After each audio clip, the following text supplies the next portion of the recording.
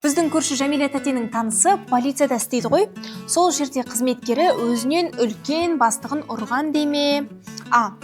Полиция капитаны майорды ұрып сотталғанын естігенде алғашында сенбейсің, бірақ оқиға Астана қаласында болған. Капитан майорға бірнеше рет қоңырау шалыпты, бірақ майор қоңырауға жауап бере алмаған екен. Сосын капитан оны бір мекеменің жанына шақырып алып, екеуінің арасында жанжал шығыпты. Екі ересек адамның арасындағы дау ушығып, капитан ашуға мініп, майорды бірнеше рет жұдырықпен бетінен және басынан ұрыпты. Салдарынан майор ауруханаға түсіп, маңдайынан жарақат алған, ал мұрнының сүйектері сынған.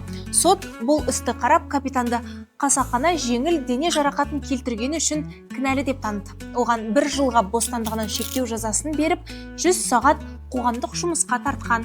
Сонымен қатар капитан шенінен айырылып, жәбірленушіге 3 миллион теңге өтемақы төлеуі тиіс.